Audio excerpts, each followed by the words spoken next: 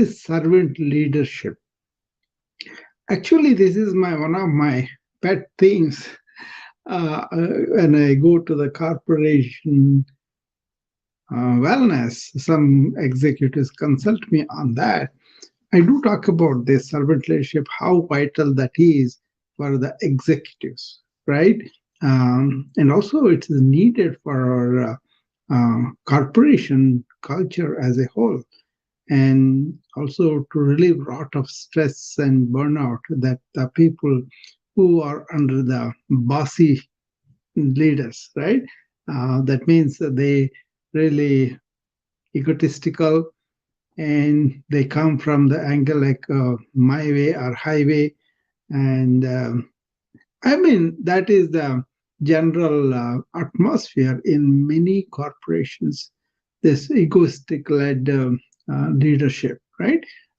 So they don't care about other people's needs as much they care for the bottom line.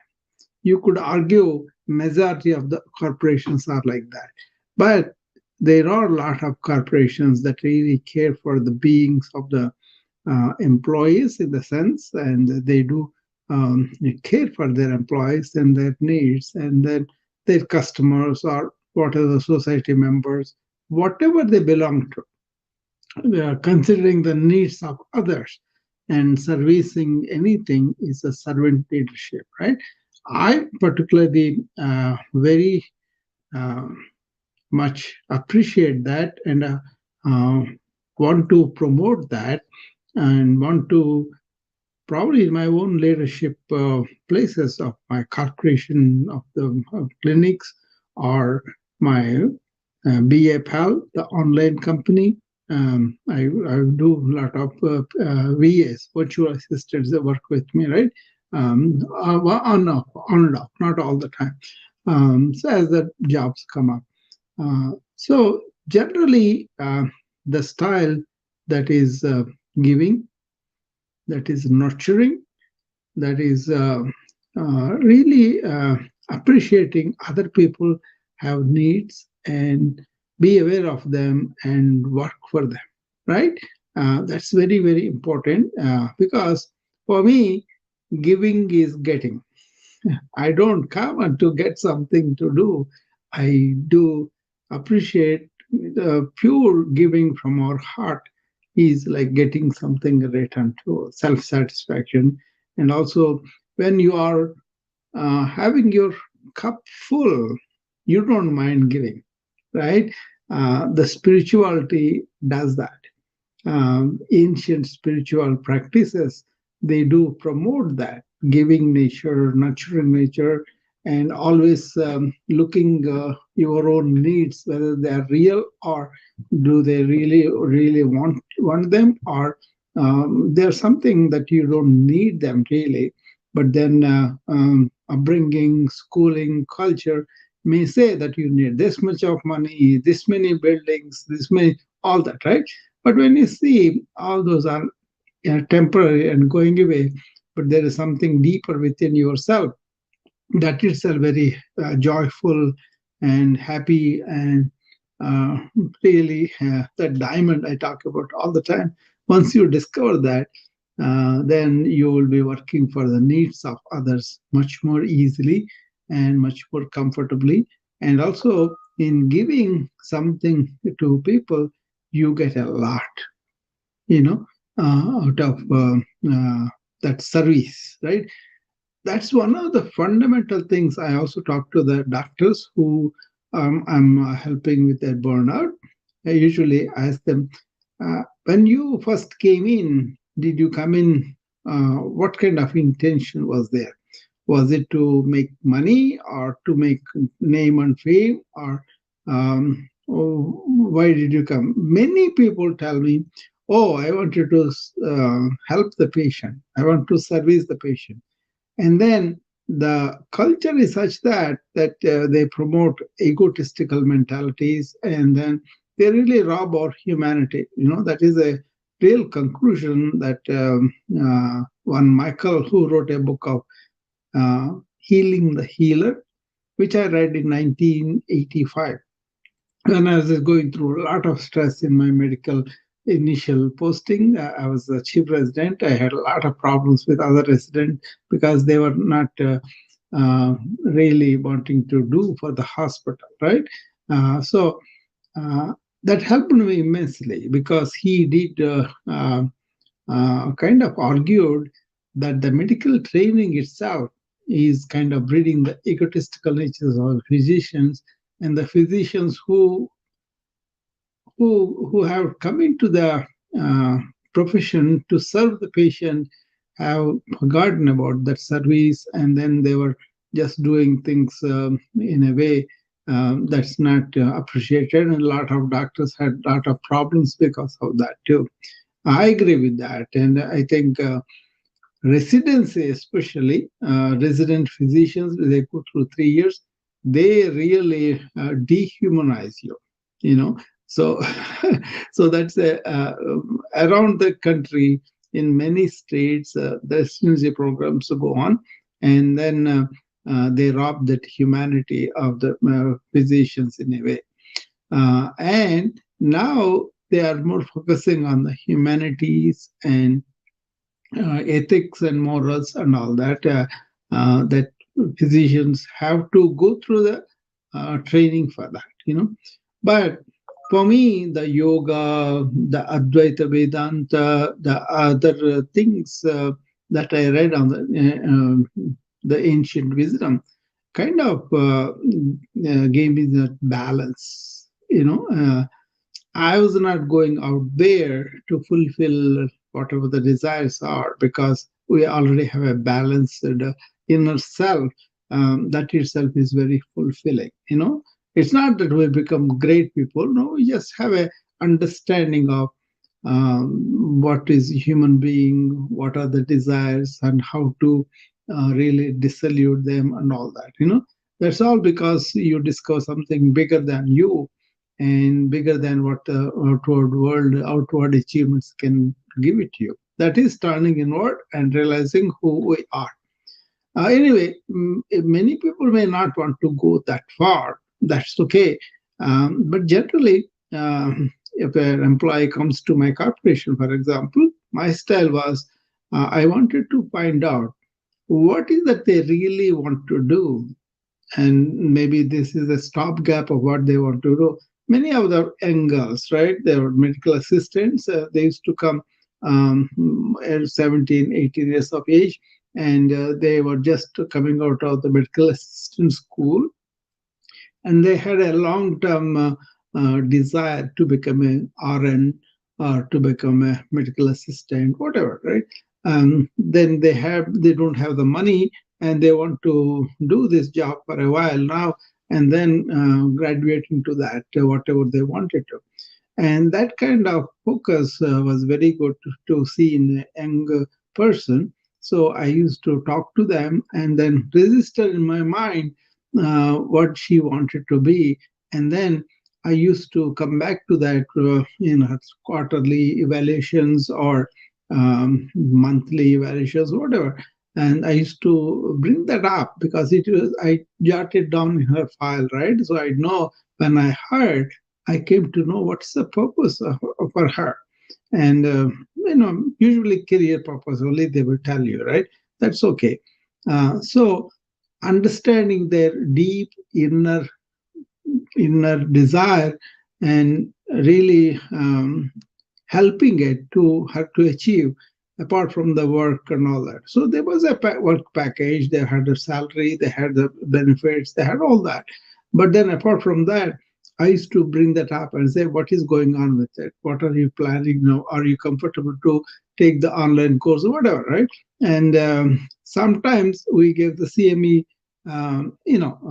money and travel money. Sometimes we send them to some areas where they could take the course. This is all before the COVID and all that, right? Because I sold my clinic in 2019. But this practice helped me. That particular person was very grateful because I was not just using them for their talents in my corporation and then take the juice and get them out. That was not the intention. The intention was to help them feel that they are being nurtured, they are being encouraged, they are being given resources that they could use, and that is really, I thought, servicing their needs. So by definition, servant leadership is servicing other people's needs and desires, and being empathetic about how they are feeling, what they are going through the life. So that's why servant leadership is a very, very important thing, I think, in this time now.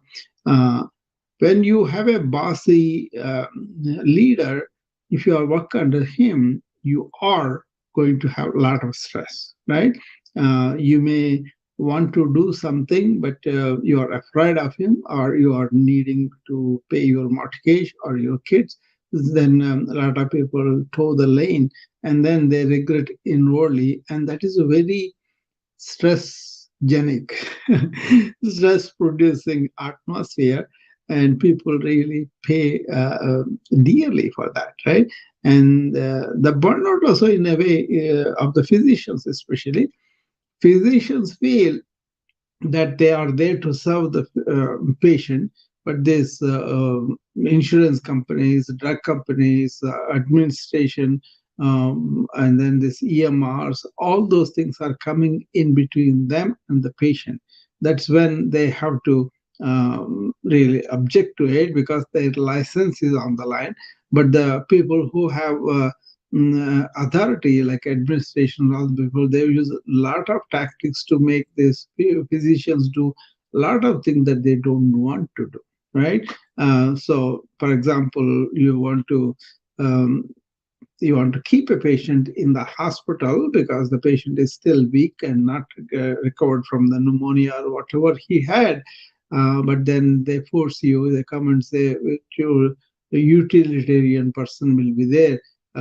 So she will be asking, why are you keeping the patient here? The insurance company will not pay something, or we won't make money, or something they will tell, and they want us to discharge prematurely before the patient recovers, right? That's all going on now.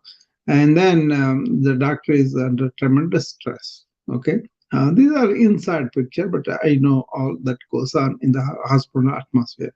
But if the patient is somebody that cannot really have a home to go to, or somebody to take care of, then the social worker has to work on that, get the resources, get the facility arranged and all that, right? That takes some time. But as a physician, our duty is to make sure the patient is not going to be harmed. He will get into some kind of trouble when he goes home prematurely. But then other people put a lot of pressure on that. So when it is only bottom line as the consideration, and that is the Western culture anyway. Now it has spread all over the world. Wherever you go, it will be there. So we cannot just blame the Western cultures. Eastern cultures have also become like that. India, if you go worse, you will see the lot of this commercial thing completely. But then in America, there is a movement that's going on now. They're hiring consultants who will the corporate owners, they are the management, whatever, and they are owning, they are hiring people who are like a coaches of this servant leadership. I myself am a coach for the servant leadership, and I love to teach people. And lots of time I go and talk to them, because there is a deeper philosophy involved. When I explain to them without religious overtones or cultural overtones, I don't have this thing, only Indians have this. That's a nonsense. It's not a human being. So we have different developments in different phases of our existence. So we just have to learn the lessons, right? So the ancient wisdom tells me that what you are inside is more important than what is outside, right? So as a being, each human being is equal to me. So they may have different talents, they may have different aptitudes, they may have different skill set, mindset and all that. But essentially, body and mind complex is only our instrument, whereas our being is our real self. To realize that, a lot of people go through a lot of troubles. That is there. But then once you see that, it's like you cannot come out of it. You are that. You will feel everybody is like that. So then you nurture that, and then you allow the person to develop into realizing that by turning inward. There is a way to do that. But then you don't say, don't take care of the body, don't take care of the mind. No, you do. But then that is for some purpose of realizing inner self, right? That the ancient wisdom does very well. And I was fortunate enough to be introduced and to be able to understand that and then live it. So I'm not benefiting anybody by doing that. I'm just benefiting myself. But then how I converted into a giving person was because of that. And that's no big deal also. Giving is a getting. I get so much by giving, right? Once you taste that, then you naturally become servant leader because you naturally become a service person. You are providing whatever job you do it as service. You could be a mechanic and you could be servicing the car, but then you're servicing the uh, convenience of the customer, right? If the car is not done properly, the customer will suffer.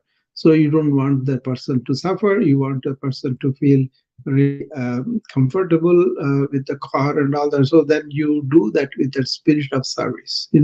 Not just for the money. Money may come as a part of the transaction, but your focus is on how can I help this person? How can I make it more comfortable for this person? So their needs, not your needs. That is basically servant leadership. I mean, this is a major criticism against the corporate culture that was going on with the bottom line. I have a favorite story I used to tell all the time. This was about uh, I forgot his name, but he worked in Bush administration, I think, Junior Bush. Uh, he was a Treasury Secretary, and uh, aluminum company, Alcoa Aluminum Company of America, that was going through a lot of hardship at the time. They were losing several millions of dollars a year, right? Then they hired this Treasury Secretary from Bush administration after his terms are over. They hired him to be their CEO. So when he came in, everybody criticized, what does he know? He's a revenue person. What does he know about aluminum? How can he do that? But what he did was, the first thing he did in a major way was employee protection. So he focused on that particular feature, and he developed the environment in which they are working and whatever that is needed for them to be protected in the company. What happened with that was the very indiscreet energy was released because employees felt I am protected, I'm cared for, and they loved that fact. And then they released a lot of energy for the sake of the institution. And then next year, they made several millions of dollars profit. So you can see that, Americans or Europeans or Asians or whoever, they're human beings. If they feel like they are cared for, they return the favor to the institution. So that saying, what you are doing for the country is more important than asking what country is doing for me. Kennedy. The same thing, I put it in my stress reduction classes. Wherever you are working, whatever institution, ask that question. What am I doing to the institution? Instead of asking what is the institution doing to me. Of course, there is exploitation that way too. That's a different matter. But personally, how do we approach whatever that we are servicing? If we approach like what can I give? How can I improve this place? Versus what this place is doing for me, that kind of reduces your stress quite a bit, right?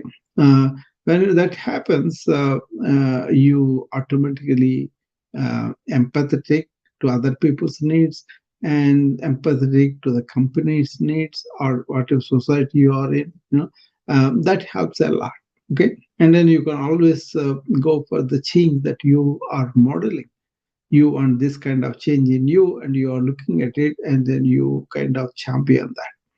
So servant leadership is not only needed for the proper running of any organization, but also it helps individual person who really understood what is servant leadership and all. Now I'm going to go a little deeper into ancient wisdom, and I will tell you what's called karma yoga. Karma means action. Usually, karma yoga means the people say, "Oh, whatever I did wrong in the last life, I'm going to suffer from." No, that's not it. Karma yoga means how you do action in this life. What attitude you bring to this work and to this life. If you go and work for some reimbursement or some monetary compensation, and that's not uh, bad, but if you are working for something, that's not karma yoga. Karma yoga is you are doing something for its sake without expecting anything in return, right? And then if you take up everything like that, that becomes real service oriented leadership, right? In the karma yoga, two things. They don't think, oh, I am the one who is doing it. I am the big deal because I'm doing this.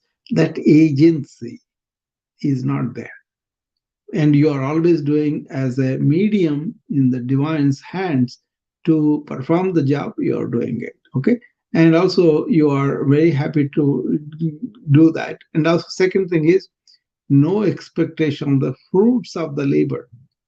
Whatever that comes, you take it happily. This is a very difficult thing, but then this is promoted because the ultimate aim of the life in ancient systems were about recognizing your real inner divine self. To do that, you got to keep your mind clean, and the mind clean means you don't want to have so many desires and making it polluted. So you want to do stuff without that's why the purpose of it. And then after you've made it dirty less, that means desire less, then you say, I'm going to focus this mind to find out who I am. That was the purpose, self-realization, right? That's why people accepted karma yoga most easily, because their aim for the karma yoga is much different. But it's not profit, there's more like a state they want to experience in their life. Okay, so be pure, get rid of all the desires, but act anyway.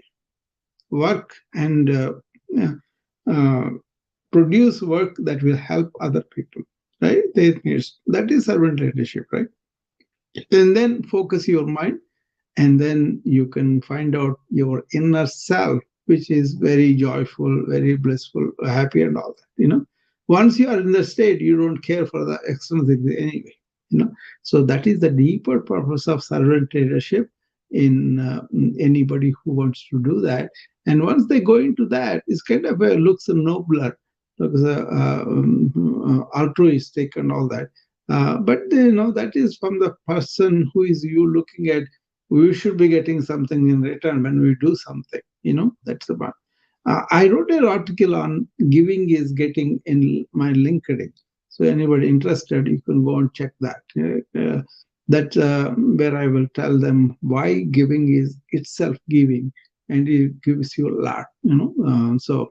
Uh, but the essential philosophy is this: human beings are not just body mind where you earn money and eat and live and all. That's all okay, that's all normal, but that's different from animals, right? Animals do that, but we are a little different there. So what we want to achieve is inner satisfaction, inner fulfillment, inner happiness. And that is possible when you don't have a mind that is teeming with lots of desires. Okay, I know traditional colloquial thing is practices are just to make more money, be more happier. Not really. So this is a esoteric topic probably for a lot of people. But if you take a practicality, if you take a company that is run like a 10, 20 people out there, and they get somebody who cares for them, who does, which like Alcoa example, people really respond very much. Everybody wants to be cared and respected and given value or not.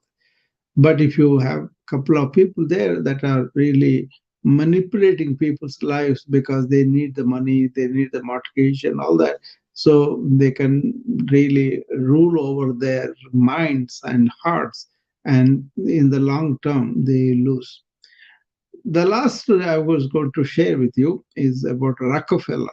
That man, Rockefeller, when he was in the initial stages, 1890s, that's when Vivekananda came to this country. So he was touring country, and then he heard about him. Rockefeller made already a lot of money, lot of enemies too, lot of resistance from his own employees because they perceived him as a mean person, just cares about the money and all. So he has built up a lot of resistance, a lot of stress, right? He was feeling that, and he was unhappy. So he heard about Vivekananda, that he was helping a lot of people to be, better adjusted and all that. So he comes to his house, and Vivekananda is in the back room somewhere. There's somebody in the front. They want to find out why he's here, what he wants, and all that. But he barges there, pushes that paper around, and says he plays a big shot, right? And then he goes into the Vivekananda's room, and then Vivekananda receives him, and they have a conversation. Then he tells him, Vivekananda could perceive this man is very unhappy, right? Then he asks him, "Why are you unhappy, sir?" And then that person, "Oh, you have to find out, is that because you have a lot of money and you don't have many friends? Then give the money away to the people who needs." And Rockefeller grunts and then goes away. And then he thinks about it, and he started to give some money to people, right? And he doesn't give much, but he gives some. And then he asks them to give him a receipt that he gave them the money. So he collects all the receipts, and then later on he comes to Vivekananda again, and then he comes and says, he throws the receipts and the Vivekananda and says, "Here, are you happy? I gave some money away." And then Vivekananda says, "How do you feel?" I say, "I feel better. Whenever I gave the money, I felt better." Then you should be thanking me. You were miserable with all that money. Now you have given some everything away. Then you are happy. And Rockefeller really grasped that, and he began to be a philanthropist from there. And then he had the Rockefeller Foundation, and see how many foundations we have now. So it's a kind of connected everything. And the people that are out there suffering are not different from us. Once you see I am reflected in the person suffering too, then you have no problem helping them, doing anything, right? So that's how I look at it, and that's how I look at giving is getting. And actually, it feels good. Even these talks also, I just come and express myself. I feel good after that. If somebody calls me and asking me some question, if I could solve the problem for them, I feel good. I am privileged because I'm a physician. People really come to me, right? And asking their troubles, physical, mental, or whatever. Nowadays, a lot of questions about ancient wisdom, because I talk about it all the time, and they want to find out. They want to find out how to do exercise or yoga, or how to do breathing, how to do. One girl that comes to the wellness club, she has a lot of turmoil going on in her life. But then I was trying to tell her, do you want strength within? Then look at this, all these troubles as a means where you can find out that strength and then bring that strength to it. So I'm helping her to stabilize her mind, stabilize her thoughts, eat better and exercise better, sleep better, and also discover the power of silence, the power of not getting the thoughts get over you, but rather thought under you. So you make the thought your slave.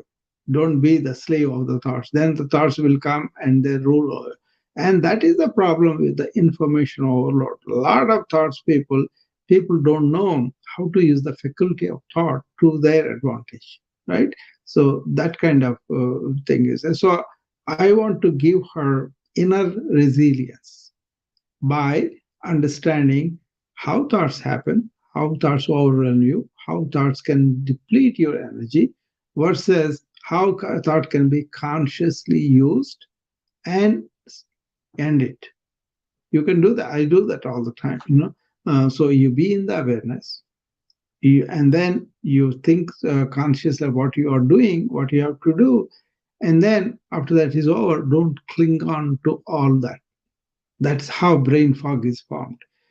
So a lot of people are suffering because of the information age. It's not the problem of the information, but it's how you use it, when you use it, when you end it. That you have not learned, then you let the unconscious thoughts come on and just are let to be there, and then they slip into your subconscious as tendencies. We call it vasanas in yoga, or buried thoughts, ingrained thoughts. We call it samskaras. By the way, neuroplasticity is about that. If you unconsciously thinking thoughts, and the thoughts hardwired like a highway is in the brain, and that neurological path reacts much more quickly as you make it more strong. There is a way to rewire that, is to be in the present, and don't let the past thoughts or future thoughts clamor you all the time.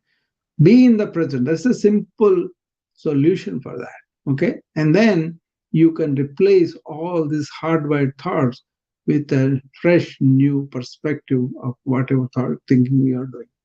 Okay. Be present. You know that then you'll be free of that thought. Then if you don't waste a lot of time with the thoughts, you will be resilient. And if you are placing everything as it is coming instead of your own conceptions, your own predilections for that, then you perceive that better and you respond to that present moment better. Okay. So that's why I do in my wellness club in the morning an hour of awareness, I call it. I invite the people to say, be here and now. Whatever you are doing, be here and now. Cultivate that presence of mind, be here.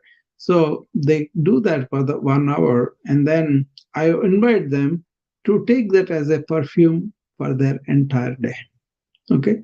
So this is the way to live that too. This servant leadership is where I am figuring out the needs and problems of my students, and then I'm trying to give them the routines, the knowledge, the insights within, so that they can understand and can develop this inner resilience.